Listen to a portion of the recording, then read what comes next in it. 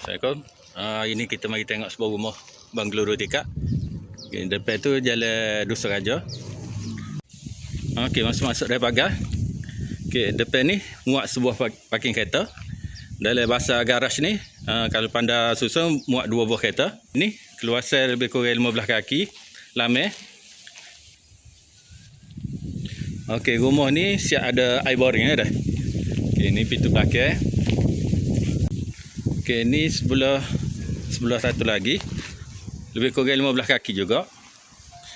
Memang luah tepi ni. Kalau nak tambah garaj tepi ni pun boleh. Kira muat banyak lagi lah kereta. Kalau nak extend lagi. Okey. Okey, kita masuk dalam rumah. Ada 2 buah pintu.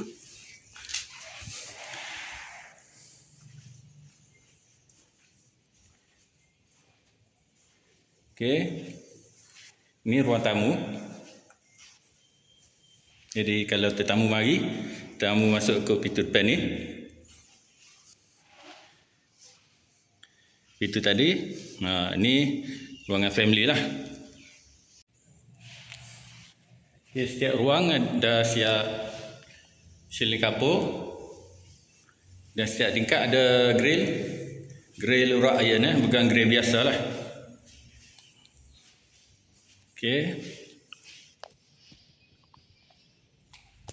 Ini bahagian dapur.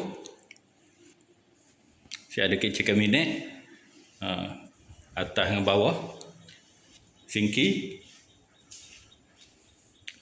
Okey, sini bahagian tempat memasak lah.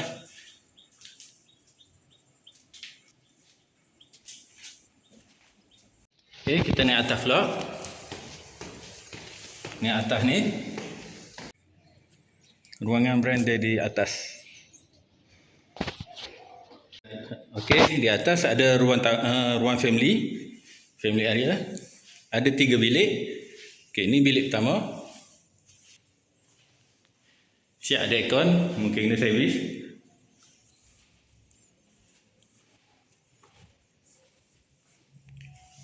Okey, bilik nombor 2.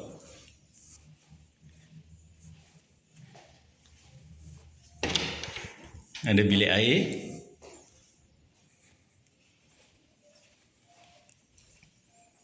Bilik air kat luar. Dan bilik ketiga. Bilik ketiga ni bersambung dengan bilik air kat luar dia.